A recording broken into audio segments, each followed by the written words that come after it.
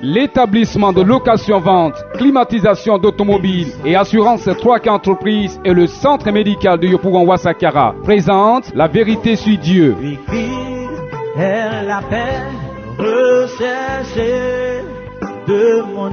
La Vérité sur Dieu, une émission qui permet aux enfants de Dieu de sortir des ténèbres par le rétablissement de la véritable doctrine laissée par Jésus le Christ. La Vérité sur Dieu est une conception, production et animation du frère Noël ACI tous les mardis de 15h à 16h30 sur Radio Amitié 100.1 FM. Pour participer à l'émission 66 19 24 47 02 16 48 08.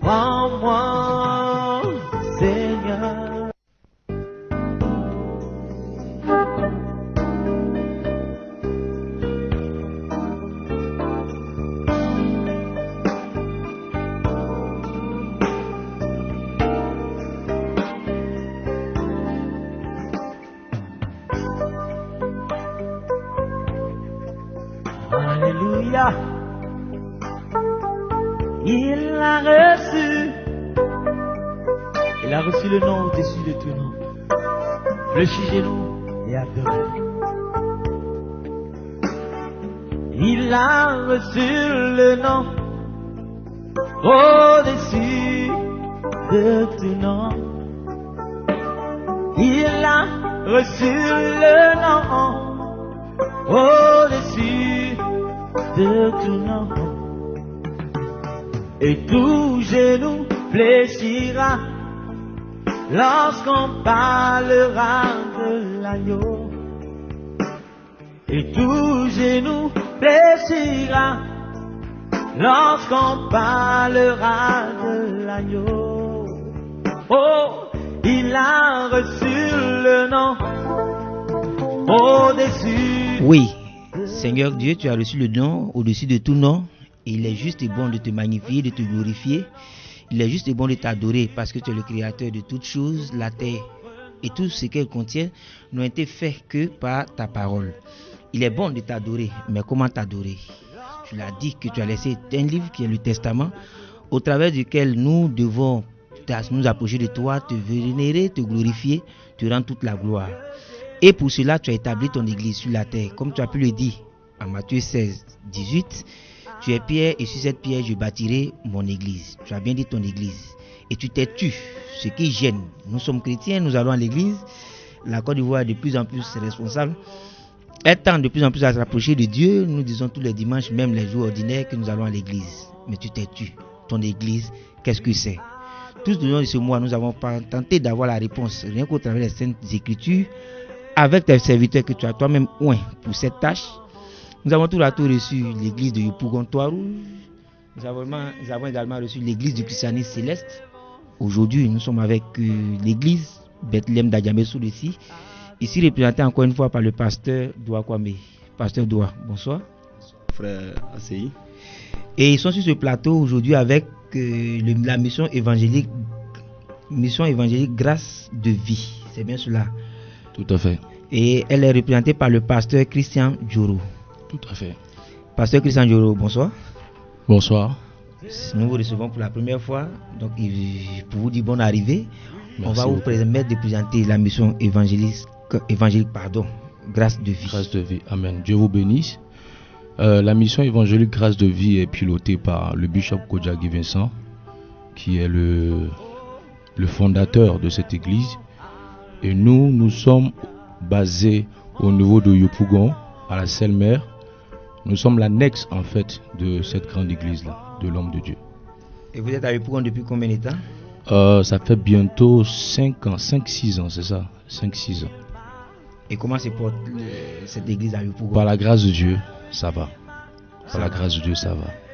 On ne veut pas vous léser, église Bethléem d'Adjamé. C'est vrai, vous êtes passé plusieurs fois à ce plateau, mais encore une fois, vous allez présenter l'église Bethléem d'Adjamé-Soudessi. Bon, nous sommes situés à Adjamé-Soudessi, non loin, surtout précisément dans le quartier Bramakoté. Quand tu prends la voie en partant vers l'Onissi, entre Atekoubé et Adjamé. Donc tu arrives toujours au Carrefour, au garage. Nous sommes toujours juste à côté. Et comment se porte l'église Bethléem? Bon, l'église se porte très bien. L'église se porte très bien. Alors, chers auditeurs, pour nous permettre de bien nous installer, nous allons écouter une chante qui est sur ce plateau pour la deuxième fois, Tori Nicole. Écoutez très bien, elle chante très bien. Elle chante beaucoup en langue, des cantiques inspirés directement du trône glorieux de Dieu. Tori Nicole, à toi de jouer. Lago keke anyela na yiri se goya ise ako ile lago keke anyela me ana yiri se goya ike ako lamne lago keke anyela le ana yiri se goya ike ako grale Jésus kase anyela le ana yiri ke goya ise akograre anyiwane anyiwalaya lagola nyeno nese ime amese amebona lago keke anyelale anayiri segwa ike akobuba natoka ke anyela me anayiri segwa ya ise akolare anyiwalaya lagola nyena nese ime amese amewona lago keke anyelale anayiri segwa ise akograre Jésus kase anyela me anayiri kegwa ike akograre. Vraiment, merci pour cette bonne introduction. Je pense que nous sommes de plein pied dans cette émission. Alors, on va aller vite. Le thème, il est vaste. Il semble petit, mais c'est l'église de Dieu dont il s'agit. Amen, tout à fait. Nous avons fait l'honneur à la mission évangélique Grâce de Vie de commencer, puisqu'elle est ici pour la première fois. On ne peut pas parler de l'église de Dieu sans connaître même l'origine de cette église-là. Si Dieu a employé le mot église, si toute chose a un commencement, bien sûr. Alors, quelle est l'origine de l'église? Merci beaucoup pour cette question. C'est une question qui suscite beaucoup d'interrogations parce que beaucoup pensent que l'église, c'est les 4 murs. Mais si nous voulons aller dans la profondeur des choses, si nous voulons aller à l'origine comme il est défini ici, normalement l'église a commencé avec les apôtres, c'est-à-dire après la mort de Jésus-Christ. Dans l'ancien temps, on parlait des temples. On ne parlait pas d'église. La toute première fois où le mot église va apparaître dans la Bible, c'est dans le livre de Matthieu où Jésus dira à Pierre, sur toi Pierre, je bâtirai mon église. Donc vous voyez, cette phrase est au futur.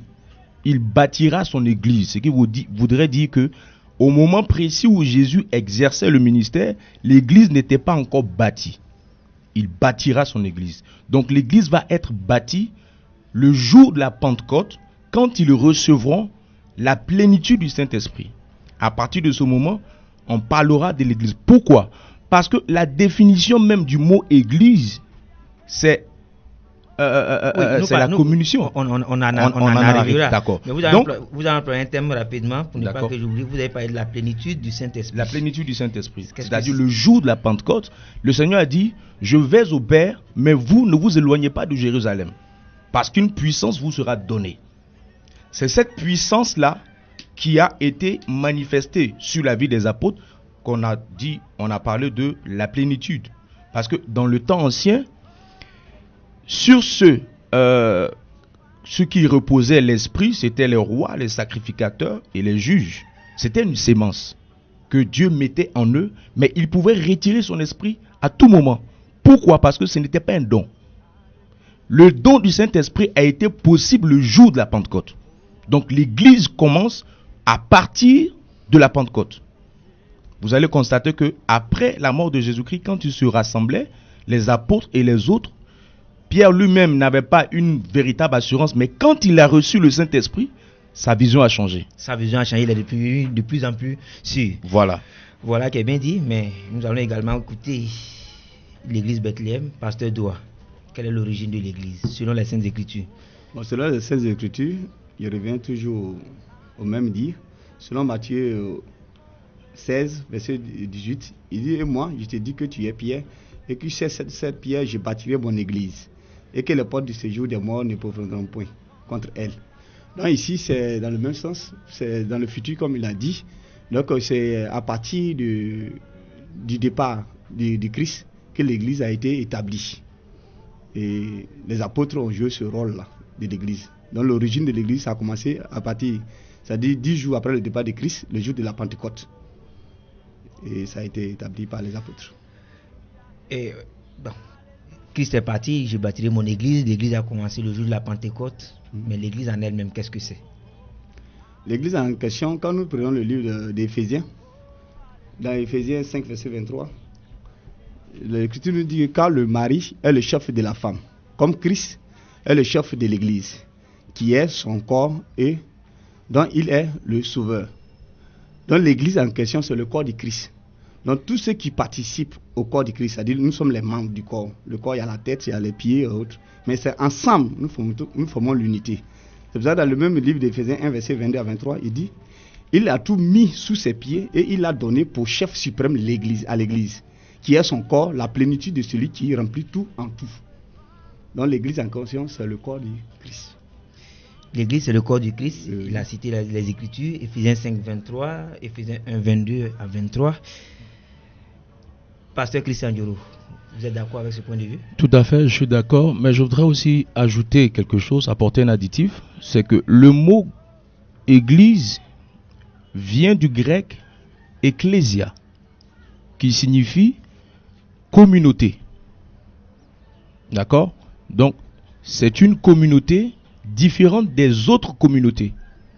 C'est une communauté de personnes ayant accepté Christ comme étant Seigneur et Sauveur dans leur vie. C'est toute la différence. Parce qu'il y a plusieurs communautés. Mais quand on parle d'église, c'est ceux qui ont accepté Jésus-Christ. C'est ce que je voulais ajouter. Aussi, ce point-ci, je peux éclaircir par le verset de Apocalypse 18, verset 4, où il y avait une deuxième voix qui a été entendue. Il dit, j'appelle mon peuple à sortir du milieu d'eux. Mon peuple, c'est ce qu'on appelle l'assemblée. L'assemblée de Dieu, c'est ceux qui sont appelés à sortir du milieu, comme en Égypte. Et les Égyptiens, les Juifs étant en Égypte, ils sont sortis. Et c'est l'assemblée de Dieu. Amen. C'est l'assemblée de Dieu. L'église. Cela ressemble à une dénomination bien connue sur la place. Ça, ce sont les églises des assemblées de Dieu. C'est différent de l'assemblée de Dieu. L'assemblée de Dieu, c'est l'église. Alors, je rappelle aux auditeurs que nous parlons du thème suivant aujourd'hui. Qu'est-ce que l'église? Je rappelle à ceux qui nous écoutent pour la première fois, sinon je leur précise que l'émission, c'est la vérité sur Dieu.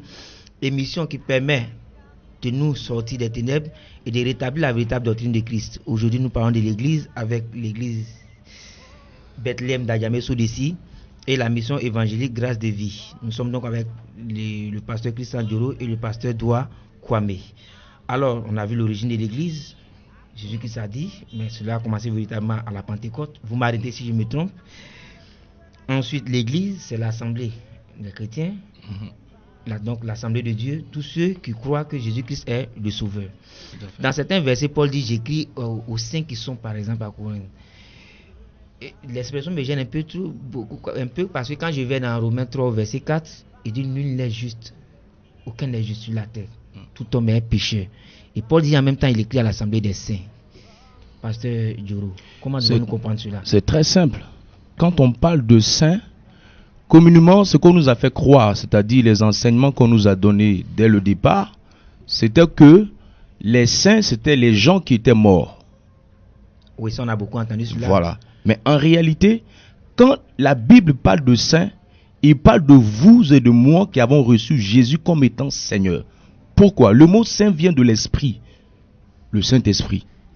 Donc, ayant reçu Jésus, le jour où je l'ai accepté, où j'ai confessé Jésus, c'est-à-dire la Bible dit dans Romains 10, c'est ça? Romains 10 verset 9, il dit, si tu confesses de ta bouche le Seigneur Jésus et si tu crois dans ton cœur, tu seras sauvé. Donc à partir du moment où tu le confesses, tu reçois le Saint-Esprit. Le Saint-Esprit en toi te donne la qualité d'être saint, appelé saint. On est bien d'accord? Oui, on est tout à fait d'accord. Donc l'homme est saint parce que c'est l'esprit qui est en lui, qui est le Saint-Esprit qui est en lui, qui est saint. Sur ce point, je voulais également demander, pouvons-nous parler de l'église en dehors du Saint-Esprit, pasteur Doua? Non, très loin de là. On ne peut pas parler du Saint-Esprit. Lorsqu'il n'y a pas le Saint-Esprit, c'est quoi? C'est le diable. D'accord. Pourquoi est-ce qu'il peut aller parler de football sur un terrain d'handball? C'est très différent. Donc ici, quand on parle de l'église en question, ça concerne les enfants de Dieu, le christianisme, le chrétien. Ça, c'est notre fruit, si tu veux, que le Seigneur a laissé. Si c'est sur ce terrain que nous pouvons rencontrer le Seigneur. C'est pour ça que la Bible nous dit, quand nous partons plus loin encore, que c'est pour rencontrer Dieu, le seul lieu qu'on peut rencontrer le Seigneur, c'est en Jésus-Christ. En lui et lui seul. Comme nous allons le définir, comme j'ai dit tout à l'heure. Oui, mais sur ce point particulièrement, souvent on nous dit, j'ai un problème, je vais prier ou bien je vais rencontrer Dieu. On me dit, va à l'église pour rencontrer Dieu. Qu'est-ce que nous devons comprendre au travers des Écritures à cette expression, va à l'église pour rencontrer Dieu? Moi, c'est la fausse note. Parce que la Bible nous dit que Christ même est en nous. Et nous formons son corps. Ici, ce sont des édifices. Si tu veux, même les pénitences, tout ce que nous faisons, ça ne sauve point sans que tu n'aies pas rencontré le Seigneur Jésus-Christ. C'est pour ça que la Bible dit qu'il y a un seul intercesseur entre Dieu et les hommes, c'est Jésus-Christ homme, dans le livre de 1 Timothée 2, verset 5. Donc ça dit qu'avant de rencontrer le Seigneur Dieu, il faut passer par Jésus-Christ. C'est le seul chemin. C'est pour ça qu'il dit sur le chemin, la vérité et la vie. Dois-je comprendre que l'expression va à l'église est fausse ou est incorrecte? C'est fausse. Parce que toi-même, tu es l'église et puis tu vas où? Si la chose en toi. C'est pour ça que Christ a dit toujours que ta foi t'a sauvé. En fait, c'est toi-même qui te sauves, toi-même, personne ne peut te sauver. Ça veut dire que tu as cru en la parole, que tu dis, bon, j'accepte le Seigneur. Et ainsi, le Seigneur fait tout ce qu'il veut. C'est-à-dire les grâces tombent. Vous avez un commentaire là-dessus, Pasteur Dioro? Ce que je voudrais dire, va à l'église, c'est vrai, c'est une expression. Mais en fait, comme on l'a déjà défini, l'église étant la personne ayant reçu Christ, c'est pas les 4 murs, mais aujourd'hui, nous avons besoin de 4 murs dans le but de nous rassembler en tant qu'enfants de Dieu pour adorer Dieu. Donc, en disant à la personne va à l'église, cela ne veut pas dire je ne trouve pas ça déplacé. Oui, mais l'expression même, puisque l'église c'est l'homme, non, c'est l'être humain. Et on dit à cet homme-là va à l'église. Non, quand on dit à la personne, non, c'est vrai. Nous avons reçu l'esprit, mais nous avons besoin aussi de recevoir un encadrement. Mais cet encadrement-là, où nous allons le recevoir? Je peux recevoir Jésus-Christ à la maison. Je peux recevoir le Saint-Esprit à la maison. Mais étant à la maison, est-ce que ma foi va grandir? C'est là le problème. Donc quand on dit à quelqu'un va à l'église, c'est vrai que c'est une expression qui est entre guillemets erronée, mais je veux dire, je ne critique pas. Mais je dis tout simplement que c'est en fait une expression pour dire à la personne va à la rencontre de Dieu.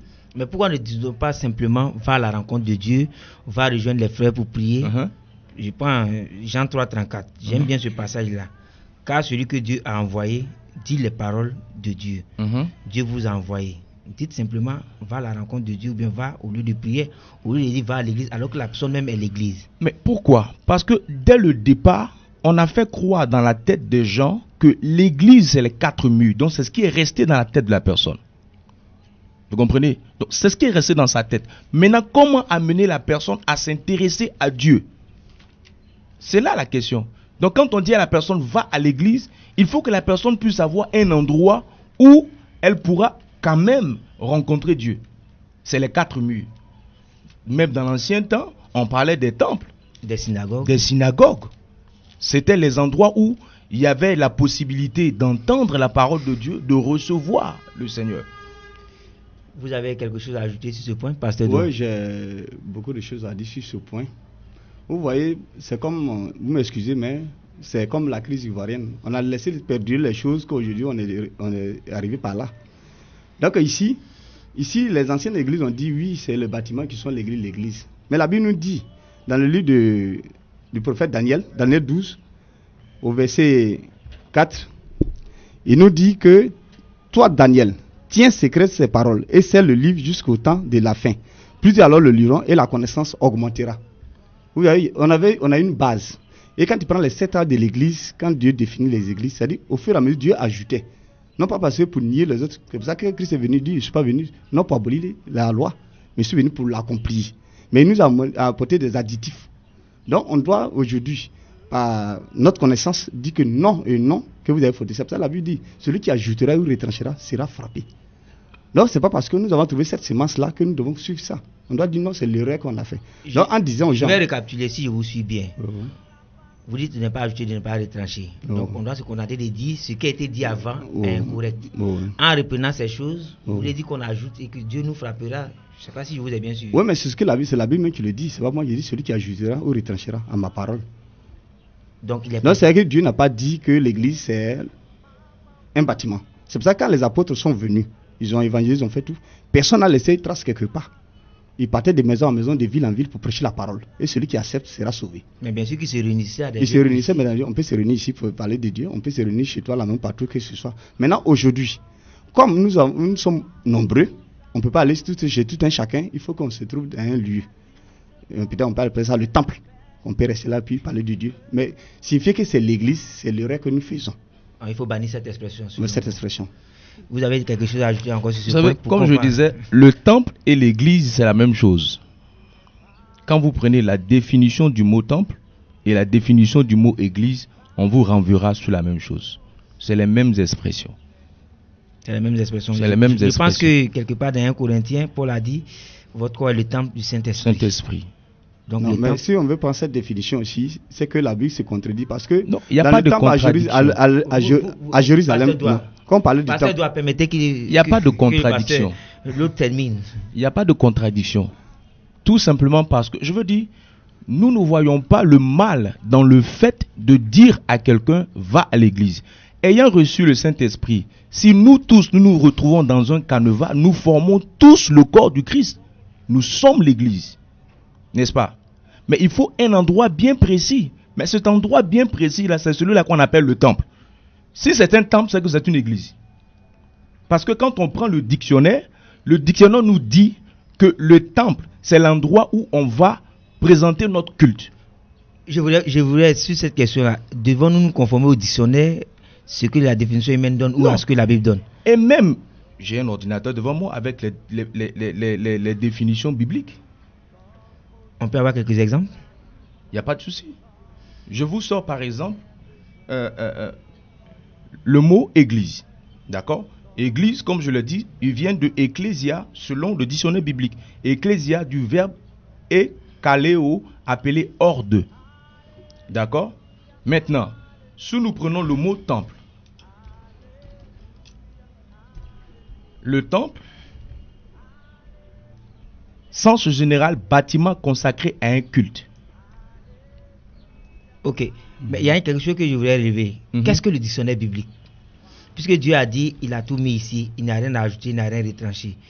Quand j'entends le dictionnaire biblique, je ne sais pas si c'est sur les références bibliques ou bien les explications bibliques, ce qui est dit avec les références, ou alors c'est l'homme même qui a imaginé quelque chose pour vouloir expliquer Dieu. Non, si on veut aller sur la base que l'homme a imaginé, cela veut dire que c'est l'homme qui a imaginé la Bible. La Bible s'est poussée par le Saint-Esprit que les gens ont parlé de la part de Dieu. Donc c'est le Saint-Esprit qui a écrit. Donc le Saint-Esprit inspire pour écrire la Bible. D'accord? Mais il inspire aussi des personnes à créer des dictionnaires dans le but de comprendre le fondement de la parole. Ça, la Bible le dit également. Vous avez dit c'est poussé par le Saint-Esprit que les gens écrivent de la part de Dieu. Bien sûr. Écrit quoi? Je veux dire la Bible. Écrit la Bible. Mais les autres livres, est-ce que les autres livres écrits en dehors de la Bible sont des livres inspirés par le Saint-Esprit? Je dis, nous sommes allons terre à terre. Oui, on a besoin de comprendre. Voilà, nous sommes africains. La langue française n'est pas notre langue. Bien entendu. D'accord? C'est une langue que nous avons apprise. Et pour comprendre cette langue, il est nécessaire que nous puissions avoir un dictionnaire. Ça, c'est inévitable.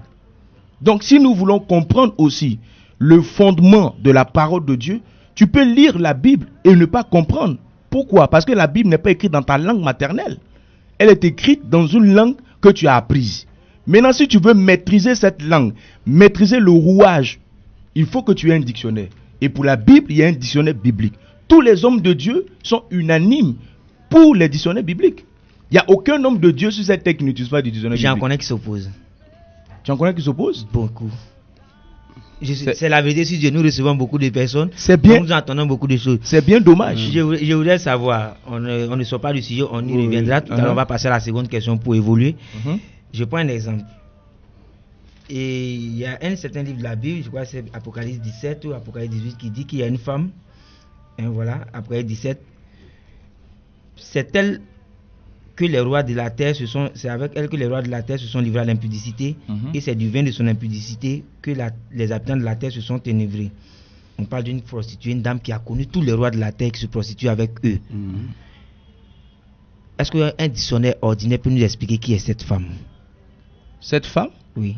Mais ce n'est rien d'autre que la femme qu'on appelle aujourd'hui sur notre ère la sirène des eaux ou Mami Wata, ou quelle que soit la dénomination ou bien la région. Est-ce que un dictionnaire ordinaire peut nous donner cette définition? Un dictionnaire ordinaire ne peut pas te donner cette définition. Ok. Bon, rapidement, une dernière chose et puis on va évoquer cette situation du temple. Il a dit que ici dans le livre de 1 Corinthiens 6, verset 19, il dit: ne savez-vous pas que votre corps est le temple du Saint-Esprit qui est en vous, et vous avez reçu de Dieu, et que vous ne vous appartenez point à vous-même. Ici, c'est le temple en question. Donc, ce temple en question qui était à Jérusalem, qu'est-ce que Jésus a dit? Il dit: il va arriver un moment que ce temple-là ne va pas exister. Et en 70, après sa mort en 70, ça a été détruit par Titus, le Romain. Donc, le temple en question, souvent, même l'Ancien Testament, c'est une préfiguration de certaines choses que Dieu montre un symbole. Mais, à l'arrivée de Christ, il nous a défini réellement la réalité des choses. Que voici ce qu'on appelle le temple. Donc, l'église en question, c'est le corps de la personne. Donc, si nous on veut définir comme l'ancien, par des pharisiens ou autres, on va penser que c'est un bâtiment. Or, il n'a pas parlé du bâtiment ici, il a parlé du corps. Il dit que le temple, c'est le corps du Christ. Oui, au moins on a quelque chose sur laquelle on s'accorde. L'église, ce n'est pas des bâtiments, c'est le corps humain. Alors, on va passer rapidement au deuxième point. Qu'est-ce que l'église? Mais pour connaître l'église, on a aujourd'hui plusieurs dénominations. Église des Assemblées de Dieu, Église Christiane Céleste, Église USO. Vous êtes la mission évangélique Grâce de Vie, Église Bethléem. En tout cas, les noms foisonnent. Si on veut fouiller seulement à Abidjan, on peut avoir plus de 1000 noms. Alors, quel nom véritable faut-il donner à l'église, Pasteur Doua Kwame? Vraiment, ça fait rire, mais c'est la réalité. Aujourd'hui, nous mettons des noms vraiment passifs. C'est ce que j'ai dit dans l'introduction tout à l'heure. Tous ces noms, rien ne peut sauver une seule personne. Ça ne peut rien faire. Peut-être, on peut mettre un nom pour définir aux gens que c'est là que nous prions, que venez à là. Sinon, ici, l'église Bethléem, comme je vous ai défini, je vous ai dit ici que ce n'est pas l'église de Bethléem. L'église Bethléem veut dire que Bethléem en question veut dire la maison du pain de Dieu. Or, le pain de Dieu, on connaît, c'est la parole. Donc, c'est pour ça qu'on avait l'église Bethléem, la parole. Sinon, ça ne signifie rien. Souvent, quand ils vont chez des gens que je prêche la bonne nouvelle, ils me demandent de quelle église ici. Ils disent: je ne suis pas d'une église quelconque, il y a une seule église. Oui, mais ce que vous dites me fait peur. Vous dites que ce que vous avez écrit ne signifie rien. Et vous donnez aux gens ce qui ne signifie rien. Mais je n'ai jamais prêché sur vous dites que non, si c'est l'église Bethléem qui est la vraie église du monde. Oui, mais vous dites que on vous identifie par ce nom. Vous insistez pour dire que c'est un nom qui ne signifie rien.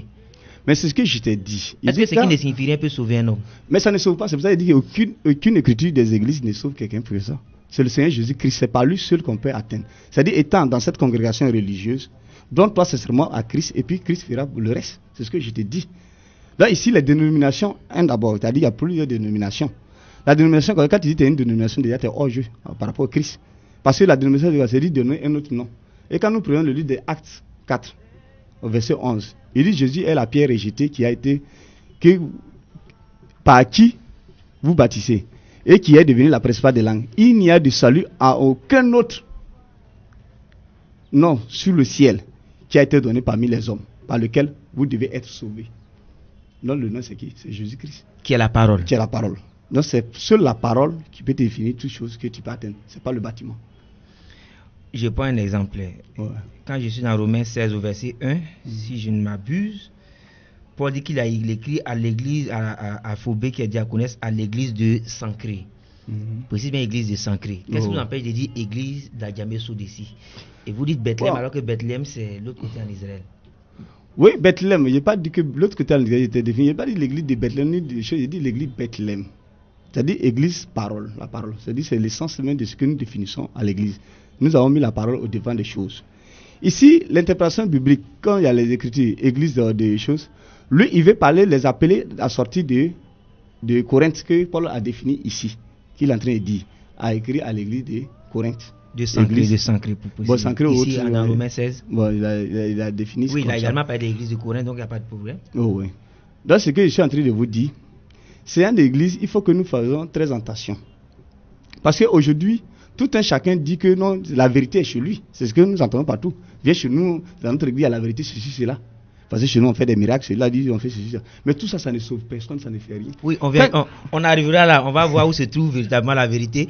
Je rappelle aux auditeurs que, selon le principe de l'émission, autour de 16h15, le téléphone sera ouvert pour eux, le 23 45 39 66. Je reprends 23 45 39 66. Autour de 16h15, vous attendez qu'on vous donne le signal. Évitez également d'appeler nos numéros personnels. Ça, c'est dans un autre cadre. On va se tourner vers le pasteur Dioro. Christian, pasteur Dioro. Oui. Quel nom faut-il donner à l'église afin de savoir qu'on est véritablement chrétien? D'abord, vous avez déjà donné la réponse. Ah bon? Oui. Vous avez donné un passage dans Romains.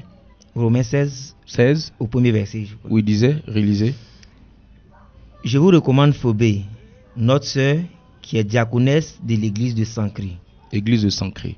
Vous prenez le livre de l'Apocalypse. Apocalypse. Vous me faites faire un exercice, alors j'y suis. non, si vous voulez, je vais lire rapidement. Allons-y, non, j'y suis. Apocalypse 1, à partir du verset 1, il dit, bien sûr, c'est Apocalypse 1, je prends le chapitre 2. Apocalypse 2 plutôt. Il dit, écrit à l'ange de l'église d'Éphèse. À l'ange de l'église d'Éphèse, oui, c'est bien sûr. Ensuite, au verset 8, il dit, écrit à l'ange de l'église de Smyrne. Pourquoi? Je vois au verset 12, écrit à l'ange de l'église de Pergame. Jusqu'à il y a 7. 7 citations comme ça. Ouais. Dans l'Apocalypse. Pourquoi on donne des noms aux églises? On sait très bien que le nom a une influence sur la personnalité. Quand je dis par exemple que notre église c'est la mission évangélique grâce de vie, cela veut dire tout simplement que la grâce de vie doit impacter la vie de la personne qui vient dans cette église. C'est tout. Si la Bible a mentionné d'écrire à l'église d'Éphèse, cela veut dire que nous avons la latitude de donner des noms à nos communautés, à nos églises. Vous êtes à Yopougon, Selmer. Selmer. Pourquoi pas? La même question lui a été posée. Pourquoi vous ne dites pas simplement? C'est vrai, Dieu sait que le nom, tout ce qui est prononcé, a un impact sur la vie de l'homme. Et Dieu a dit, c'est contenté de dire, identifier l'église par rapport à la ville ou au village. Si j'ai bien lu, on vient de le lire. Vous pouvez dire simplement église de Yopougon, Selmer, puisque vous êtes à Yopougon, Selmer. C'est bien cela, Yopougon, Selmer. Tout à fait. Alors. Vous voyez, la Bible dit, il y a plusieurs dons, mais un seul esprit. D'accord? Il y a diversité de dons, mais un seul esprit. Il y a diversité d'opinions, un seul esprit. Même si nous n'avons pas les mêmes opinions, nous travaillons pour le même maître. D'accord? Il y a plusieurs églises qui sont ouvertes, mais le seul maître, c'est Jésus. C'est ce qu'il faut comprendre. Aujourd'hui, je veux dire, il faudrait qu'on aille à l'essentiel. Est-ce que ce que nous disons arrange le peuple de Dieu? Quand on dit telle église, on ne doit pas donner de nom à une église, en quoi est-ce que ça va empêcher la personne d'aller au ciel ou bien ça ne l'empêchera pas d'aller au ciel? Il faut aller à l'essentiel. Aujourd'hui, les chrétiens que nous sommes en retard tout simplement parce que nous sommes dans des discussions inutiles. Selon vous, si Dieu s'est contenté de dire l'église s'identifie ou non ou par rapport au quartier ou à la ville où elle se réunit, et vous, l'homme par sa ruse, ajoute d'autres choses, ça n'a pas d'influence sur... Il n'y a pas d'ajout véritable. Attends, en ce moment-là, il faut comprendre que l'église n'était pas encore développée. Quand la Bible parle dans le livre d'Apocalypse de parler à l'église d'Éphèse, il y avait forcément peut-être une seule église à Éphèse.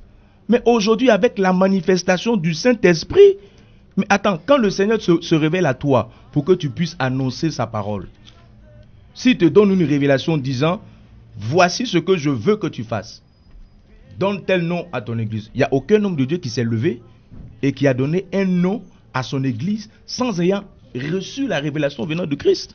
Justement, la révélation peut-elle s'opposer aux Écritures? La révélation ne peut pas s'opposer. En quoi est-ce qu'elle s'oppose à l'Écriture? Le fait de dire que je suis de l'église de la Mecque Yopougon, j'indique ma maison, c'est une indication. Vous avez également dit que peut-être à l'époque, il y avait une seule église à Pergame. Bon, aujourd'hui, Yopougon est grand. Le niveau de développement, comme vous le dites, c'est vous qui le dites, a évolué. Nous sommes très loin. Nous sommes à Yopougon. Si on a une assemblée à Selmer, une assemblée à Jesco, mais église de Jesco, église de Selmer, église de Nyangon Lokwa. Vous savez pourquoi c'est on se comme ça? retrouvera pas. Vous savez pourquoi est-ce que c'est comme ça? Je veux savoir. Nous sommes à la Non. doctrine de Je vous- C'est ça que nous voulons savoir. Je vous réponds. En fait, le problème, c'est que dès le départ, quand le roi Constantin a récupéré l'église, par l'église catholique, il y a eu des ajouts dans l'église catholique qui n'ont pas plu à certaines personnes qui sont sorties. C'est de là qu'il y a eu les protestants. Ils ont protesté. Ils n'étaient pas d'accord. Maintenant, des protestants, il va y avoir encore certaines choses que les autres pratiquaient. C'est de là que nous, les évangéliques, on va sortir. Pour dire quoi? Si dès le départ, on était unanime, on n'allait pas dire église, mec, vie. C'est là que vous, les évangéliques, vous êtes sortis. Des protestants. Pardon, pasteur Doua, il ne n'oublie pas la parole, mais il dit des choses qui interpellent d'autres questions. Vous, les évangéliques, l'église en elle-même n'est-elle pas par définition évangélique? Puisqu'il a dit aux apôtres, votre première mission, c'est quoi? Aller porter l'évangile. Mais donc l'église n'est-elle aller pas par porter essence évangélique? L'évangile qui était en train d'être porté dans l'ancien temps, c'est-à-dire dans Actes des Apôtres, quand ils ont commencé le ministère, mais après vous allez vous rendre compte qu'il va y avoir une accalmie. Pourquoi? Parce que les disciples vont être tellement persécutés. On va les tuer jusqu'au point où ils refuseraient même de sortir. Ils se cachaient dans des grottes. C'est après cette accalmie-là que le roi Constantin, pour politiser son royaume, c'est-à-dire il a introduit l'église dans le but de politiser. C'était à des fins politiques. C'est vrai qu'il avait été touché par le Seigneur. Mais il avait des intentions. Est-ce que quelqu'un qui est véritablement touché par le Seigneur, qui a le Saint-Esprit, peut détourner la mission originelle de l'église de Dieu? Un chrétien ne peut pas être possédé. Possédé. Est-ce qu'un chrétien ayant reçu le Saint-Esprit ne peut pas être possédé? Possédé par un démon, vous un démon, oui. Bien sûr, il peut l'être. Et donc, on chasse le démon. Donc tu as répondu à la question. Mais un chrétien qui est possédé, peut-il s'opposer aux Écritures? En ce moment, est-ce qu'il est possédé ou bien est-ce que lui-même il incarne la chose? Ou bien est-ce que lui-même, je veux dire, est-ce que lui-même il est la chose, le démon? Il n'est pas le démon, mais il est influencé par le démon. Je voudrais dire aux auditeurs que ça peut vous choquer, mais c'est le ton de l'émission. Nous sommes à la vérité sur Dieu. Ok, on va pas laisser le pasteur Doua rapidement se tourner vers lui 2 minutes avant de souffler en musique. Oui, sur la question. Vous voulez ajouter quelque chose ou non? Bon, en ce qui concerne les églises, les 7 de l'église, en fait, c'est pas défini à une église type en question. Ça dit que c'est une génération, c'est de génération en génération que le Seigneur parle.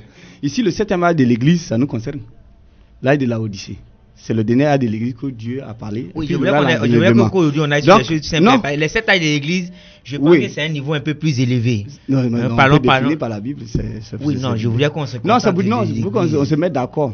Parce que quand on dit écrit à l'église d'Éphèse, de Corinthe, de Thyatire, de Philadelphie et de la Odyssée, aujourd'hui on a au dernier âge de l'église qui est l'église de la Odyssée.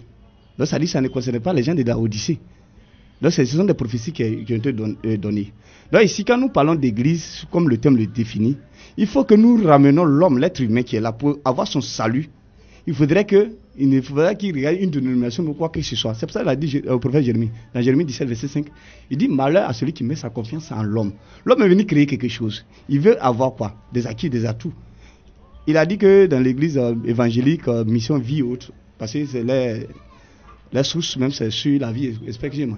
C'est la grâce divine. Vous pouvez donner votre point de vue sans forcément indexer. Non, c'est un débat. Non, allons-y. Allons voir ensemble. Il y a quoi? Il n'y a rien. Allons-y. Les apôtres même se battaient entre en longueur de journée et puis ça fait quoi?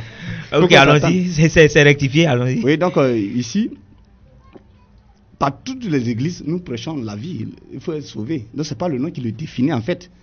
Que tu sois catholique, on dit non, accepte Jésus. Que tu sois partout, ils vont dire accepte Jésus. Ben, je voulais dire rapidement, un dernier point sur cette question.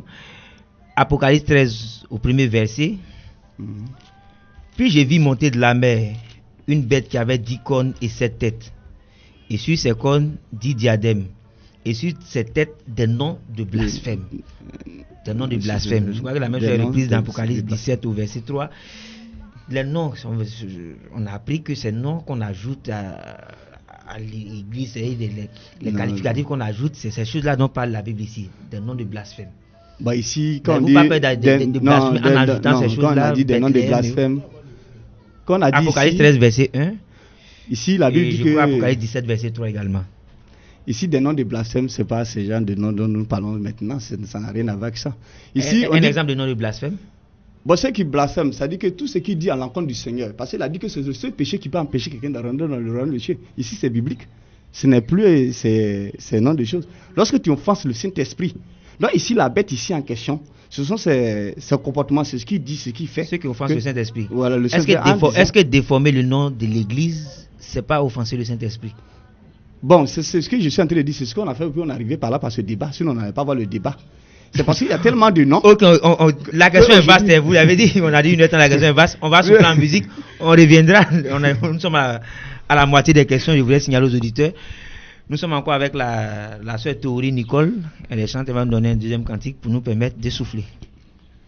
Aiwe sakala go bobo na bobo la konese aiwe o aiwe saka Jésus bobo na bobo Jésus nese vive ya la go la konese vive ya la go konese vive ya la go aiwe saka Jésus bobo na bobo Jésus nese aiwe iwe sakala go bobo na bobo la konese Sozoi maminare, sozoi amibo, Josi amisibo, sozoi, Eri alagoi amibona, zozoyo, Krisi alagoi amisibo.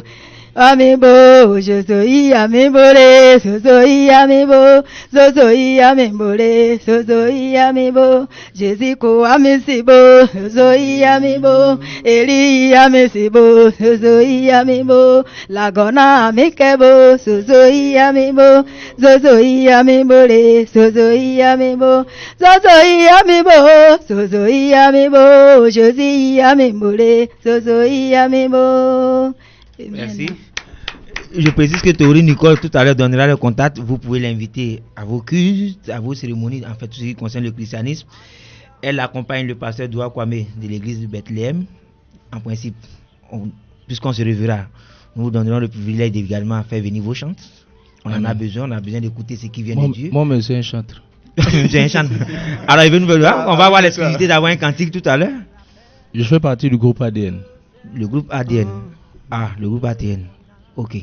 On se verra tout à l'heure pour travailler. Je passe votre musique sans pour autant, sans même vous connaître. Alors vous chantez bien. Chantez bien. C'est très religieux ce que vous dites. Amen. Alors puisque nous parlons église, on a attaqué le sujet. Quel nom faut-il donner à l'église? Ça va de soi, la question vient. Aujourd'hui on attend plusieurs églises. Et c'est à plusieurs églises, comme on l'a dit en introduction, parce que les doctrines diffèrent. Dans tout ce foisonnement d'églises, tranquillement, pasteur Christian Djourou, où se trouve, y a-t-il véritablement plusieurs églises? Sinon, où se trouve la véritable église de Dieu vivant? Il y a une seule église et plusieurs dénominations. Une seule église et plusieurs dénominations. Nous vous écoutons, on a bien l'explication. Une seule église, pourquoi? Parce que nous venons tous de Jésus-Christ. Le Seigneur dit que nous sommes son corps. Il est la tête, nous sommes son corps. Donc à partir de ce moment-là, nous sommes considérés comme l'église de Dieu. Maintenant, au jour d'aujourd'hui, nous avons besoin d'endroits plutôt, pour aller prier. Donc c'est en cela qu'il va y avoir des communautés et autres. Sinon, il y a une seule église. Mais d'où vient le fait qu'on a plusieurs doctrines dans les différentes communautés? Moi, je dirais plutôt que les doctrines que nous développons au niveau de nos communautés, c'est tout simplement parce que nous ne sommes pas unis. Il faut qu'on ait l'honnêteté de le dire. Christ est-il divisé? Christ n'est pas divisé, mais les chrétiens eux-mêmes sont divisés. Or, le chrétien incarne Christ. C'est vrai, le chrétien incarne Christ. La tête n'est pas divisée. Mais vous voyez le problème qui se pose entre nous aujourd'hui chrétiens. Vous allez voir même deux églises jumelles qui sont côte à côte, mais qui ne se disent pas bonjour. Vous n'allez jamais voir ça avec les musulmans. Jamais. Ils sont un. Nous prenons l'unité, mais nous ne sommes pas unis.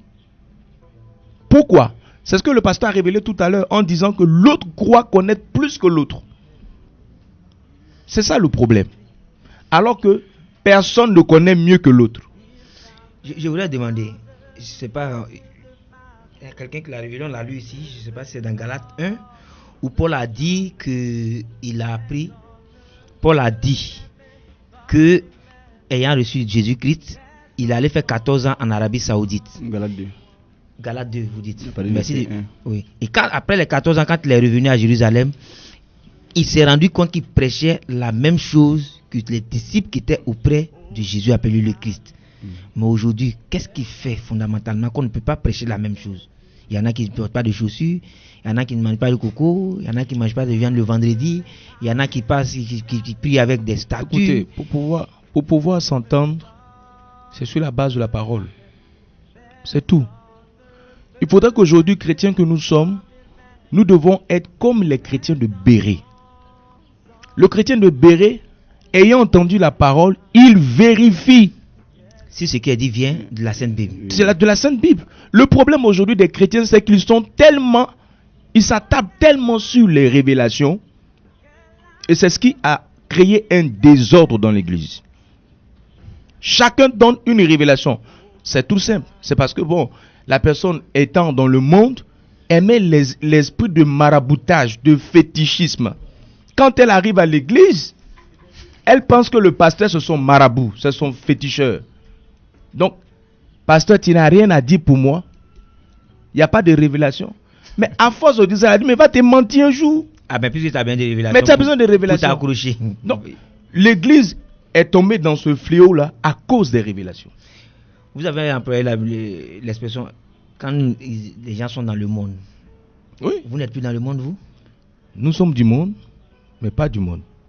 Qu'est-ce que ça veut dire? Nous sommes dans le monde, mais pas du monde. C'est-à-dire, j'étais dans le monde, mais je ne suis plus du monde. Ça veut dire que, ayant accepté Christ comme Seigneur, la Bible dit dans Romains 12, 2, il dit, soyez transformés par le renouvellement de l'intelligence, afin de discerner ce qui est bon, agréable et parfait. Donc, à partir du moment où je suis renouvelé par Dieu, je n'ai plus la même mentalité du monde. Je ne fonctionne plus comme les gens du monde, c'est-à-dire mon ancienne vie. Si j'étais un idolâtre, à compter d'aujourd'hui, je ne suis plus un idolâtre. Si je continue à me comporter comme un idolâtre, c'est que je n'ai pas véritablement quitté l'autre côté, c'est-à-dire le monde. Vous employez un mot fort, l'idolâtrie. Là, le mois prochain, on parlera du baptême. On a vu l'église, on parlera du baptême de l'église. Et au mois de juillet, si les conditions permettent, on parlera de l'idolâtrie. C'est une question assez fondamentale. Tout à fait. Ça vous intéresse? Ça m'intéresse. Ok. Parce que vous savez, nous sommes idolâtres même sans le rendre compte. On aura l'occasion d'en parler. Nous sommes là pour ça, la vérité. Si tu aimes ta femme que Dieu, tu es idolâtre. Ok, ça c'est quelque chose d'autre. Alors, pasteur Doua, y a-t-il plusieurs églises? Sinon, quelle est la bonne? Bon, il y a une seule église. Moi-même, je l'ai déjà introduit. Il dit, ainsi, nous qui sommes plusieurs, nous formons un seul corps en Christ.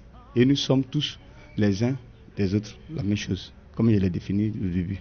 C'est nous tous qui formons le corps. Non, il y a une seule église. Donc le nom que la Bible doit porter dans une église, c'est Christ. C'est-à-dire que Dieu nous ramène toujours à une seule personne qui est Jésus-Christ. Qui est la parole. Qui est la parole. Donc, ça dit la Bible est définie par la parole. Même quand il a dit dans la Bible, il dit que sur cette pierre, je bâtirai mon église. Tu vois, quand tu veux translater ça, l'église n'est pas bâtie en tant que sur une pierre dont il parle. C'est bâti sur la révélation. Parce qu'il dit c'est le Père qui t'a révélé cela. Donc sur cette révélation, il bâtirait mon église. Donc l'église est bâtie sur la révélation. La révélation de qui? La révélation, c'est dans la révélation de Dieu, c'est tout ce qui est caché qui est révélé. Quand quelque chose est révélé, ça dit que ça a été caché. C'est pour ça qu'il a dit que c'est au temps de la fin que tout sera révélé. Donc ceux qui nous ont précédés dans le christianisme, ils n'ont pas entièrement, ils n'ont pas cette révélation entière. Regardez une chose, quand nous prenons le livre de Apocalypse, il va finir par là. Dans Apocalypse, au premier âge de l'église d'Éphèse, il a dit quoi? Au verset 6. Il dit, tu as pourtant ceci, c'est que tu es les œuvres des Nicolaïdes, œuvres que j'ai aussi. Or, Nicolaïde, c'est un mot grec, Nikao, qui veut dire conquérir, Laos, les laïcs. Oui, si, je connais bien, j'ai fait un peu l'école, Nico. Conquérir, laïc, les Grecs. Pardon, laïque, le peuple, c'est Voilà, le monde. la laïcité. Donc, Or, conquérir Dieu le monde dit- par les idées. C'est bien cela. Oui, donc Dieu dit hier, c'est un de manière. Or, c'est ce qu'on fait aujourd'hui. Or, la Bible dit que nul ne vient à moi sans que le Père ne l'attire près de moi. C'est un choix de Dieu. Donc, je dis qu'on dit on est 2000, 3000 personnes dans les églises. Bon, sur moi, ça me fait rire. La Bible dit que partout où ça semble 2 ou 3 personnes à mon nom, je suis présent. Oui, Donc, mais on peut sauver. Hein. en quoi que ça, qu'est-ce qui vous gêne quand les gens sont nombreux? Non, ils sont nombreux, ça dit qu'il dit à quoi c'est de gagner le monde si tu dois perdre ton nom. Ça dit qu'ils sont orgueilleux. Rapidement, une question banale qui a été posée la semaine dernière. Quelle est la première église? La première église, c'est l'église primitive, c'est des apôtres. Celle des apôtres. Oui, pas catholique, bien sûr. Nous avons appris que la première église, c'est l'église catholique. Jamais. Pasteur Dioro, Pas vrai. c'est pas vrai. On a pourtant insisté ici la semaine dernière. C'est pas vrai. Que Oui. pensez-vous de la question de l'excommuniation? Je vais expliquer terre à terre pour nos D'accord. auditeurs. Oui, on Excommunier quelqu'un, c'est-à-dire parce qu'il a commis une faute, on l'exclut de l'assemblée. Désormais, il n'est plus chrétien. Est-ce que cela est biblique? C'est biblique.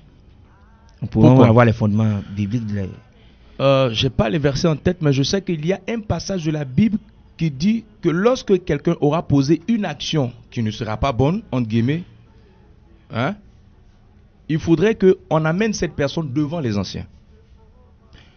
Si on a réglé l'affaire et que la personne ne change pas, à trois reprises, ce frère-là, on ne doit plus lui dire salut. Donc à partir du moment où on ne le reconnaît plus comme frère. comme frère. Pourquoi? Parce qu'il s'est écarté lui-même. Il s'est écarté lui-même. C'est clair. Autre chose, rapidement. Que pensez-vous de la mise sous discipline? Caïn était sous la sous-discipline. Ce qui veut dire qu'il a été racheté. Caïn n'a pas été racheté. La sous-discipline, ça veut dire que tu as commis une faute et on t'écarte. Vous comprenez? On met une marque sur vous. Par rapport à cette marque, vous êtes identifié. C'est-à-dire que tant que la sous-discipline n'est pas levée et que vous mourrez dans cette sous-discipline, ce n'est pas avantageux pour vous. Oui, ce que je voulais dire, je vous comprends bien. Uh-huh. Quand on met sous discipline, on vous met à l'écart, ça veut dire que vous devez revenir. Tout à fait. Mais Caïn, dans son cas, n'est pas revenu. Mais- Il n'y avait pas de possibilité pour Caïn de revenir, si j'ai bien lu. Non, si tu as bien lu, c'est vrai que Caïn n'avait pas de possibilité de revenir, mais il avait aussi la possibilité de revenir. Puisque le Dieu que nous prions est un Dieu miséricordieux. Pensez-vous que si Caïn reconnaissait sa faute, il demandait pardon sincèrement à Dieu, Dieu n'allait pas agréer? Pouvait-il demander pardon? Ça n'engageait que lui. Puisque la Bible l'appelle le fils de la perdition. La perdition peut-elle se soumettre à Dieu? Mais attends. Bon, moi je ne sais pas, j'ai pas encore vu le passage où Caïn a été identifié comme le fils de la perdition. Je vais vous le sortir tout à l'heure. D'accord. À la pause, je vais chercher. Ou bien je D'accord. vais... Sinon, on m'a donné le passage. Ouais, Vous savez, à cette émission, on apprend beaucoup. Hein. Amen. Après, nous Ça prenons me note permettra aussi moi aussi d'apprendre. d'apprendre. Ok. Quelle est la première église, vous avez dit? C'est l'église primitive. Primitive. La question de l'excommunication, exclure quelqu'un d'une communauté, il a donné les passages bibliques, dit Oui. que c'est possible. Ouais, c'est Vous êtes possible d'accord parce avec que lui? ici, dans le livre de 1 Corinthiens 6 et 5, au moins, ce verset 11, il dit, maintenant, ce que je vous ai écrit, c'est de ne pas avoir des relations avec quelqu'un qui, se nommant frère, c'est-à-dire un chrétien, qui se nommant frère, est impudique, ou cupique, ou idolâtre, ou outrageux, ou ivrogne, ravisseur. 1 Corinthiens de ne pas- 5 au verset 11. 1 Corinthiens 5 au Oui, verset 11. donc c'est le chrétien en question. Mais quand nous partons plus sur le verset 10, il dit, non pas d'une manière absolue avec les impudiques de ce monde, et avec les cubiques, eux les ravisseurs, ou avec les idolâtres. Autrement, il faudrait sortir du monde. C'est-à-dire que si tu peux avoir des relations avec les féticheurs, tous ceux qui nous entourent, il faut sortir du monde. Ok. Maintenant, c'est qu'on doit pas avoir des- Et la question de la mise sous discipline. Oui. Que pensez-vous de la question de la mise sous discipline? Bon, mettre quelqu'un sous discipline, en fait, bon, ce sont les doctrines qui diffèrent. Parce que, bon, dans la Bible ici, il ne voit pas quelqu'un qui a été mis sous discipline et puis qui est revenu après. Donc, c'est pour ça qu'il dit que nous, on ne veut pas ajouter tant que je n'ai pas vu. Bon, je n'ai pas dit, je connais tout. Si on me montre le verset, quelqu'un qui était sous discipline, qui est revenu après, qui a fait sa fonction, il dit oui. Je ne sais pas si c'est le passage. Voyez, j'ai le passage devant moi, Pasteur Dioro. 1 Jean 3 au verset 12. Non, ça c'est Caïn.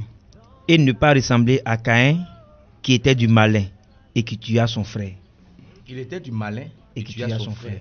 Mais ce n'est pas l'expression qu'on a utilisée tout à l'heure. C'est-à-dire, La perdition. il était un fils de la perdition.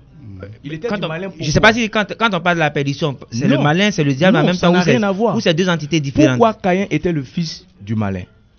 quand Dieu a défendu à Adam de manger du fruit de l'arbre de la connaissance du bien et du mal, le jour où Adam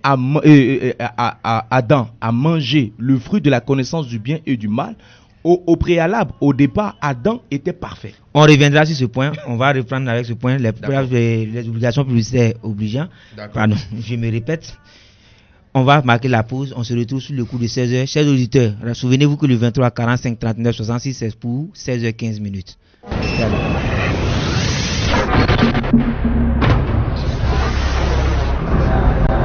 L'établissement de location-vente, climatisation d'automobiles et assurance 3K Entreprises et le centre médical de Yopougon Ouassakara présente La Vérité sur Dieu. Écrire est la paix recherchée de mon âme. La Vérité sur Dieu, une émission qui permet aux enfants de Dieu de sortir des ténèbres par le rétablissement de la véritable doctrine laissée par Jésus le Christ. La Vérité sur Dieu est une conception, production et animation du frère Noël ACI tous les mardis de 15h à 16h30 sur Radio Amitié 100.1 FM. Pour participer à l'émission, 66 19 24 47 02 16 48 08. Prends-moi, Seigneur.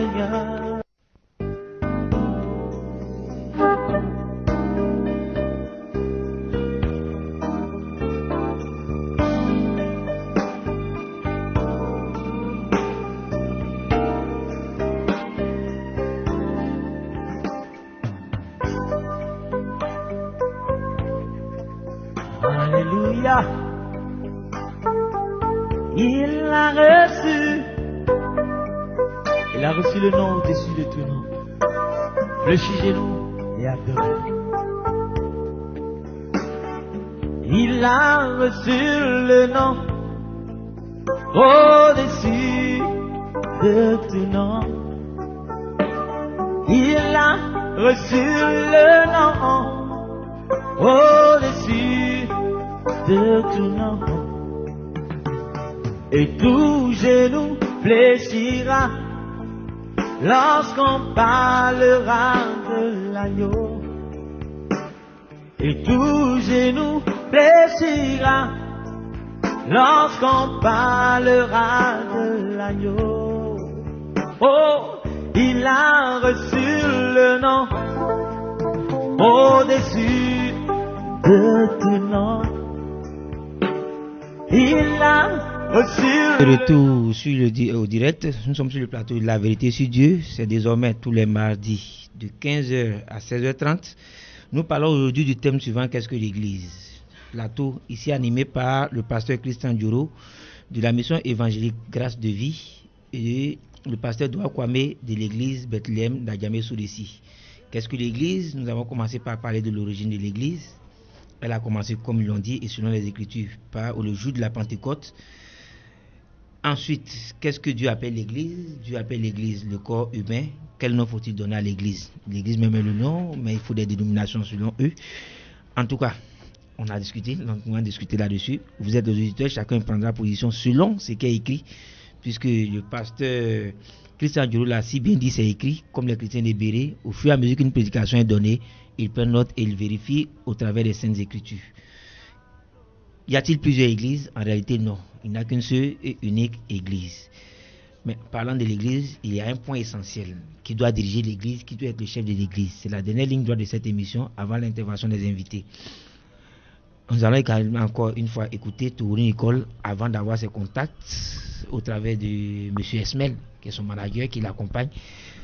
La sœur Tourine Nicole, pouvons-nous avoir encore un cantique? Ate drua, ate que druole, ate que druole, ate que drua. La gona ate que drua, ate que druo, ate que drua. Nono weli ya melu o gbagba. La gona jrema ya kamelu le ya melu o gbagba o. Nono weli ya melu o gbagba. Nono weli ya melu.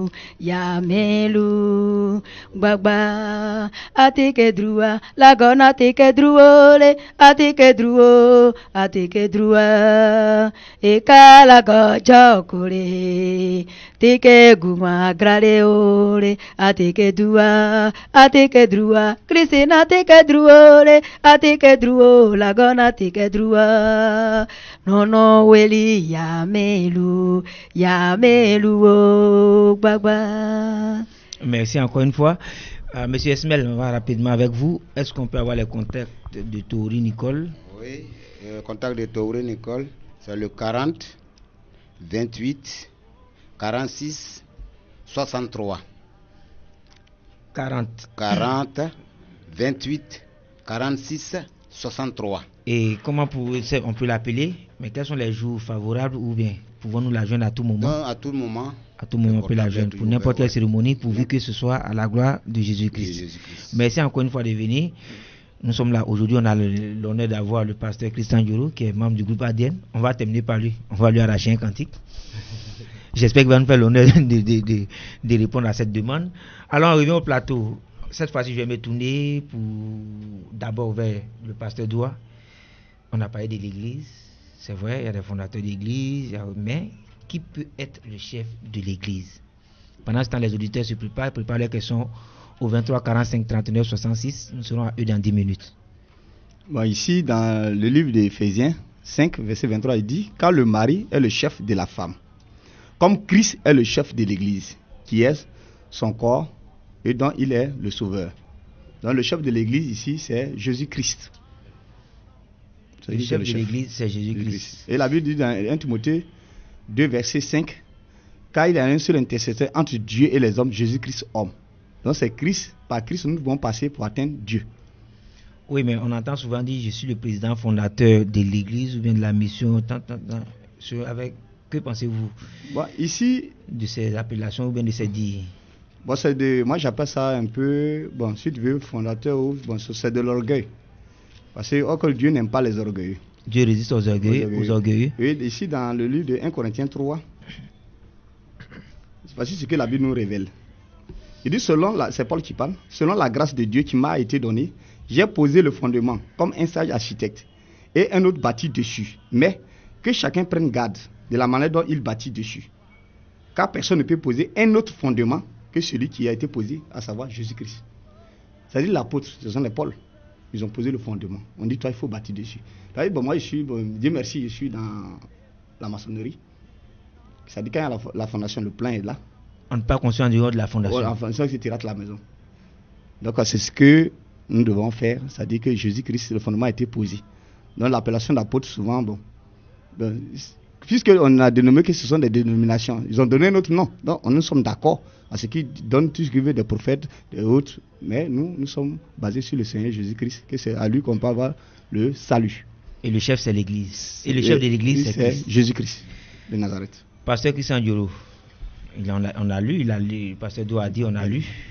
Vous avez dit tout au début de cette émission que le président fondateur de la mission évangélique Grâce de Vie, c'est le bishop Kodia Guy Vincent.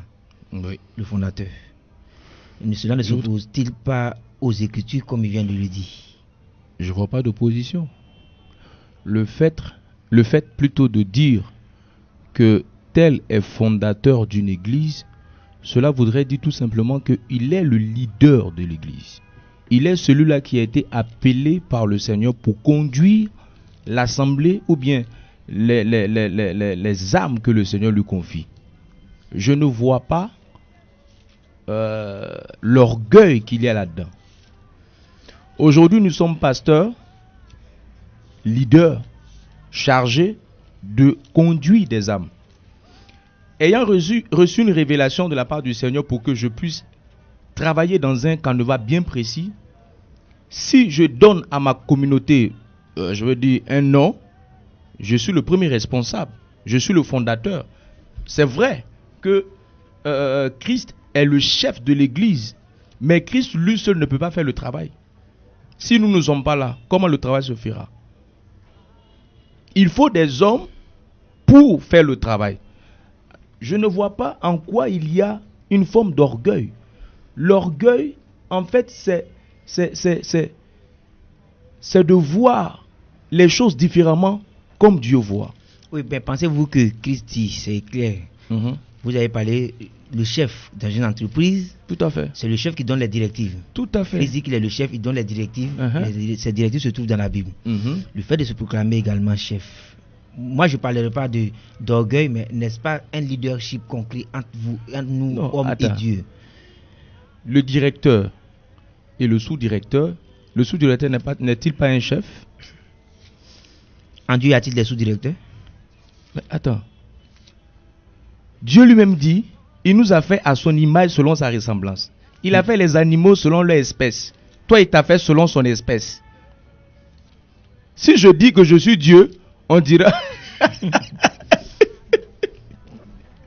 Si je dis que je suis Dieu, ça sera une abomination. Pourquoi? Je suis Dieu dans la mesure où mon Dieu est un Dieu avec un D minuscule. Moïse a été appelé Dieu par Dieu lui-même avec un D majuscule. Je pense que c'est écrit, pas je pense. Dieu m'a appelé les hommes Dieu. Bien sûr. Non, mais nous émanons de lui. Donc, si nous avons reçu l'autorité venant de Christ, on ne veut pas dire qu'on prend la place de Christ.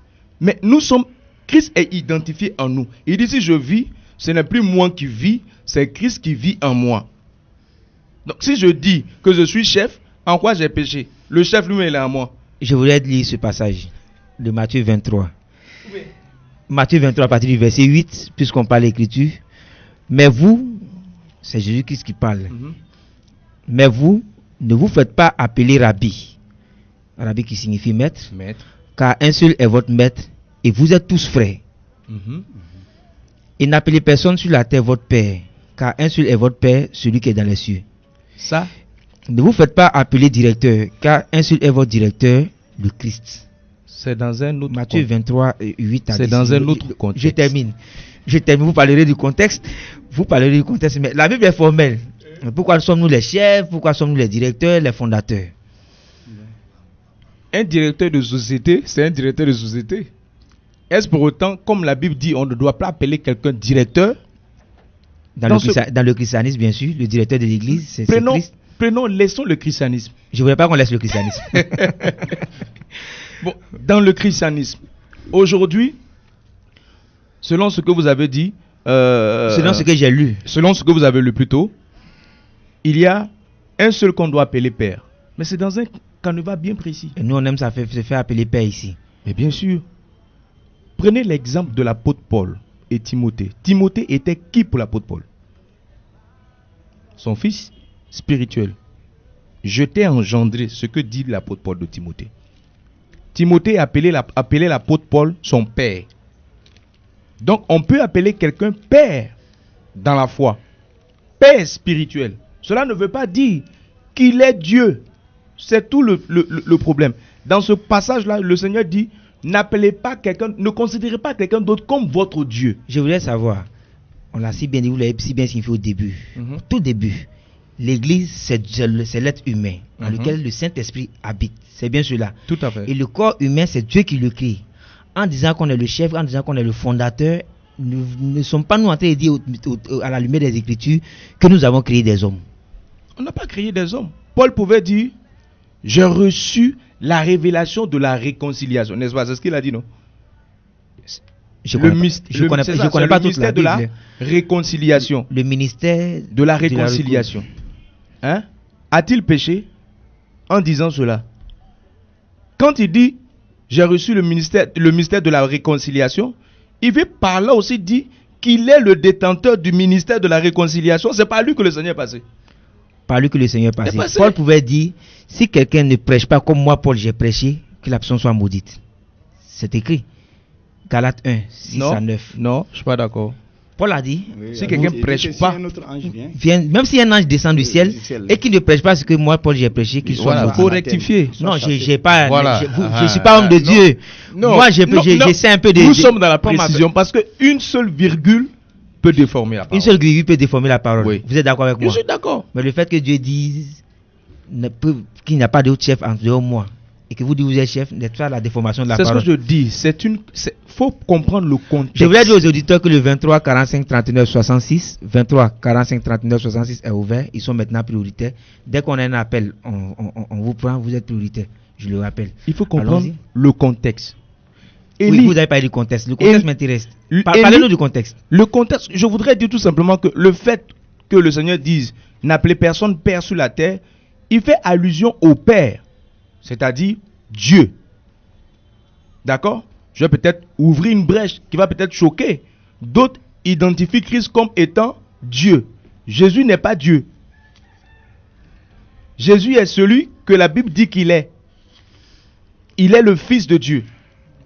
N'est-ce pas? Ça peut-être, je vous donne un thème, un autre jour, on va en On débattre. en a parlé. Si je voulais, on en a parlé. Oh, sais- mais je devais être là.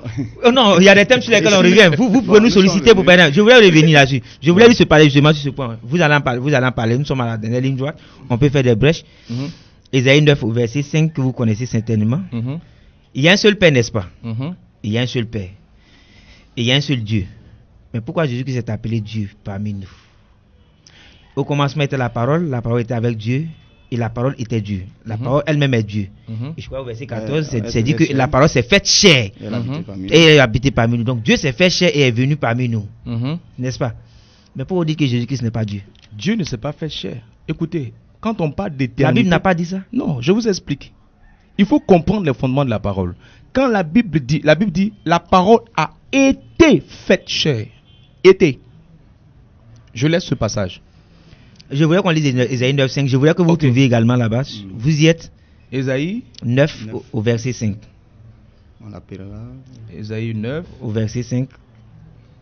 Rapidement. Car un enfant nous est né, Un fils nous est donné. un fils nous est donné, et la domination reposera sur son son épaule. On l'appellera admirable, Mhm, conseiller, Dieu puissant, mhm. Père éternel. Père. Père éternel. Père Donc éternel. Jésus-Christ est également appelé Père, Père éternel. éternel. Jésus-Christ s'identifie comme le Père éternel. D'accord. Y a-t-il d'opposition? Il y a une opposition. Ce que je veux dire, il faut comprendre le fondement de la parole. Jésus est le Fils de Dieu.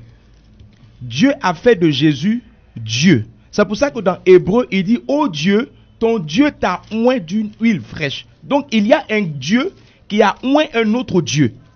Il dit, il fait de Christ son égal. C'est écrit où il a dit fait de Christ son égal? Prenons ensemble le livre de Sur la question, on a beaucoup travaillé, il y a une émission. Vous pourrez solliciter une émission là-dessus, on pourra revenir. Je vais rapidement à Ésaïe 45, verset 5. Le temps que vous trouvez, je lis. Je suis l'Éternel, et il n'y en a point d'autre. Hors moi, il n'y a point de Dieu. Hors moi, l'Éternel, il n'y a point de Dieu. Bien sûr. Et Jésus-Christ dit, c'est moi l'Éternel. Ça voudrait dire qu'il y a deux dieux. Si c'est Jésus-Christ n'est pas véritablement Non. ce Dieu-là, cela signifierait qu'il y a deux dieux. Non, il n'y a pas Qui de se Dieu. bagarrent. Il y a un seul Dieu. Il y a un seul passage que je vais vous donner Allons-y. pour fermer la discussion. Prenons ensemble 1 Corinthiens 15. 1 Corinthiens 15. Après ce passage, si vous me direz qui est Jésus. 1 Corinthiens 15. J'y suis. Bon, on va commencer à lire à partir du verset 20. Il dit maintenant c'est Christ est ressuscité des morts. Il est les prémices de ceux qui sont morts. Car puisque la mort est venue par un homme, c'est aussi par un homme qu'est venue la résurrection des morts. Et comme tous meurent en Adam, de même aussi tous revivront en Christ. Mais chacun en son rang, Christ comme prémisse, puis ceux qui appartiennent à Christ lors de son avènement. Ensuite viendra la fin quand il remettra le royaume à celui qui est Dieu et Père. Qui remettra le royaume? Christ remettra le royaume à celui qui est Dieu et Père. Il ne peut pas être Père et se remettre à lui-même le royaume. Vous êtes d'accord? Quand il remettra le royaume, où suis-je? Bon. Quand Vous tu êtes- remettras le royaume à celui qui est Dieu et Père après avoir détruit toute domination, toute autorité et toute puissance. Car il faut qu'il règne jusqu'à ce qu'il ait mis tous ses ennemis sous ses pieds. Donc, je Lisons. comprends. C'est pas encore fini. Non, je vais, les auditeurs pourront lire la suite à la fin. Je vous suis. Devons-nous comprendre qu'il y a deux dieux ou trois Non, dieux? il n'y a pas. Je termine. Le dernier ennemi qui sera détruit, c'est la mort. Dieu, en effet, a tout mis sous ses pieds. Dieu, en effet, a tout mis sous ses pieds. Prêtez très bien attention.